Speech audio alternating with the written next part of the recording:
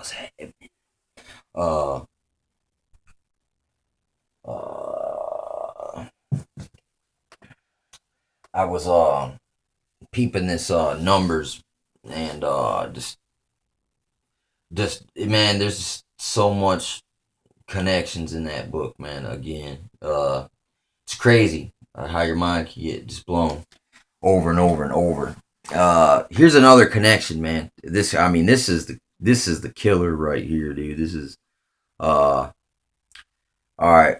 There's this confusion, man, about uh Israel, man, from the Bible, man, not the nation of Israel. I mean, though it's connected to an extent, but to another extent, it's kind of misdirection. You know what I'm saying? It once again. This goes to show you never let the left hand know what the right hand's doing, hidden in plain sight. Uh, um, the Levites. This is the killer right here, dude. This is another connection where you can follow the tradition around the world. One of the things about Levites is that all the tribes basically they gave the Levites stuff and provided stuff for them so they could live a life separated and keep the stuff important, keep it and do these things. That's their inheritance. And the funny thing about Levi is that the Levites didn't have their own place. The Levites are scattered amongst Israel itself, which is 12 tribes.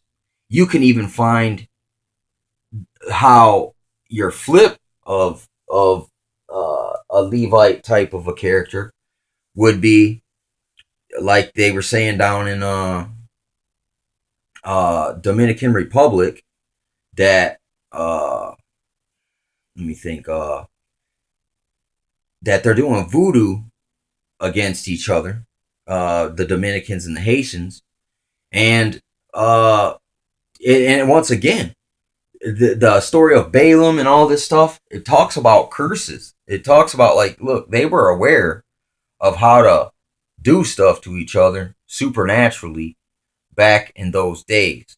You know what I'm saying? And I'm not sure exactly how to interpret all that yet. You know what I mean? So it's pretty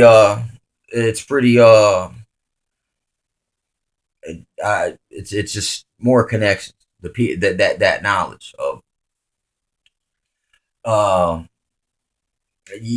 it's weird. They knew how to sick God on people. Back in the day too. You can see that with the Ark of the Covenant, things like that. But it talks about how to cleanse every single, like, you gotta cleanse your clothes, you gotta cleanse your, not like, say you slayed a murderer in war. You're supposed to have your Levite of your tribe, like every tribe's got a Levite, but yet he can go to the main tribe. But they're scattered out amongst each tribe. And the Indians had these guys called medicine men, and they fit the description of a Levitical priest. Because what also they kept these tents, and they would stand at the door, and they would only let the elders and the people who have been cleansed, purified from war. They couldn't, also if they were drinking, they had to wait 4 days or so before they could come back in the tent again or partake in any of the ceremonies. Like, and you got the song of Moses, and they it talks about them singing about the Meribah, water in the rock, and then you look at the Indians singing and dancing, and and David singing and dancing and making instrument and music uh, as a form of worship. And also, it's a therapeutic practice for man himself to do these things, to marry in the heart and joy, uh, in doing things that are pleasing to God at the same time. Uh, the medicine men, they had their stuff was set apart from everyone else, and they only could serve for so many years at a time, uh, because it's too taxing to be set apart from everyone for so long. But it was kind of weird. It was real particular, dude. Like you couldn't break the. It's like God chose who is who was eligible, to carry on those traditions of a Levite. Because a Levite, I guess you could say, almost like Elijah, had a protege, and he taught him and split the mantle and gave it on to the next guy in a way. Or another thing, you got this part where Moses uh makes this brazen serpent that stops the serpents from biting everyone. And supposedly the Indians got this tradition of something called the snake root, and it it suggested that it stems from Moses making this amulet that stopped snakes from biting everyone. You know what I'm saying? Can't validate that, but uh, it would make sense because it's all tied up into the fringes, man. Situation there. Once again, I was talking about how the Indians were so mercenary like, and just divided in America, and there were so many feuds going on, and it was like that's what the description of Gad was in the Bible, was they were mercenary like. It was like they were could take of the promise if they continued on and kept fighting, kind of as mercenaries, and for the tribe of Israel. And you can find some of those customs there. And then also you got the tents, the traveling Ark of the Covenant. Uh, Basically, you can trace a lot of tribes of God's people by tents. Uh, who had tents? Who had the advanced technology in stone and metal? That's normally your Nephilim, fallen angel peoples. That normally comes from all the other nations of the Bible, all the people who were that kind of were in rebellion. That's when they learned a lot of this stuff, you know. So, but the Indians had some pretty intense magic and curses. Bear walk is an Indian curse. I don't know why it's called that. I don't. I just know that's what my grandma called it. And like I said, uh, it's in numbers, man, about curses and stuff. So I mean, and also taking care of the dead in such in a certain manner that uh, it, the Indians were aware of that. It seems, but then there's also a point where, just like everyone else, the Indians did bad things, and then judgment came not long after, and they were put into slavery, and then put into captivity. That's exactly what it's, captivity. The Indians ain't put in bondage, because I mean we're put in bondages, but really what we are is captivity. It's like that's what the reservation is. It's a form of captivity when all of uh, half of the or the a large portion of the United States was all related to this same family of people, and now they're all reduced to little speckled dots on a big old map. And that fits the description of the judgment and the curses that you would get put in captivity, and you would forget who you were, man, and who God was. And uh, it's just funny, man, that I mean, you look at it now, and it's like, man, it's ironic uh, how they it's just a big switcheroo, man. Uh, there's a reason why they don't talk about it, man. They don't want to entertain it, man. It's because it's this is in the Bible, man. This is all like it's like if you want to find the truth, man. You know,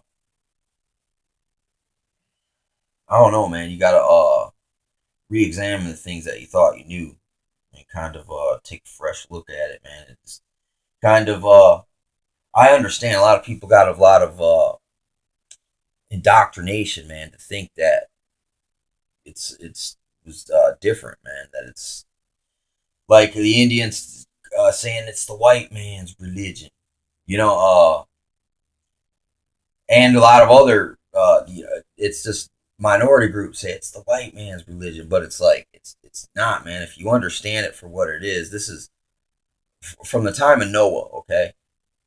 All the people, man, were uh, all the people were there during the time of Noah. So I mean,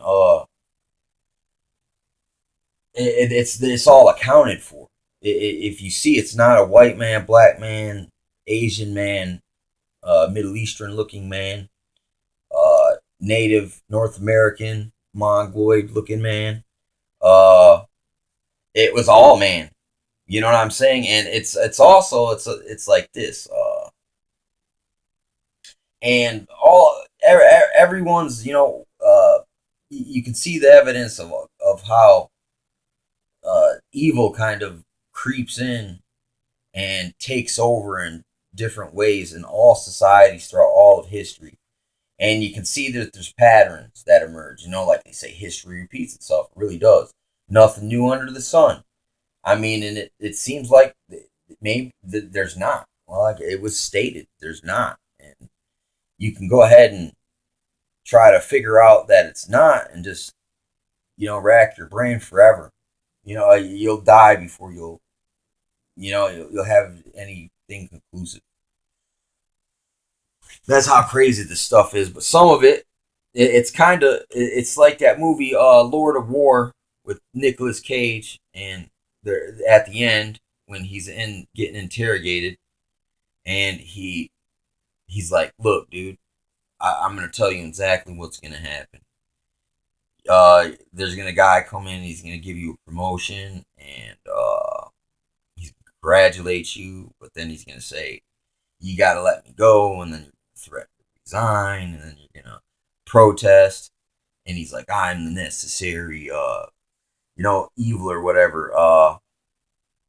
But the dude just told it like it is, man. And I mean, really, you look at all these testimonies, man, and it really, now that when you see it broadly, it really did. It told it like it is all along, but it was cleverly, uh, it was orchestrated in such a manner that it's almost like it's like a combination lock.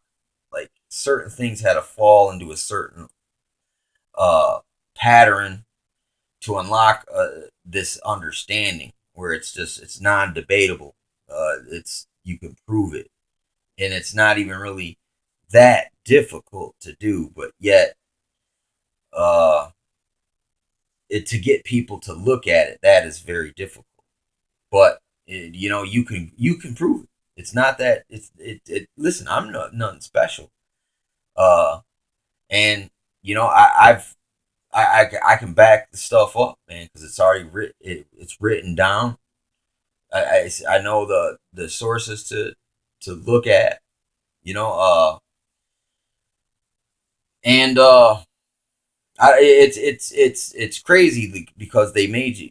They kind of made you feel like, oh, if you believe in the Bible, like it's almost like you got to just kind of just go off blind faith. But no, really, if you look into it and really research it and look in between the lines as well and research some of that and see that it's like it's all there, man. Everything you need to know, it really is, and that's kind of like God's promises as well. Is like everything that was hidden shall be revealed, and just to kind of prove that all along it was always true and God was never lying.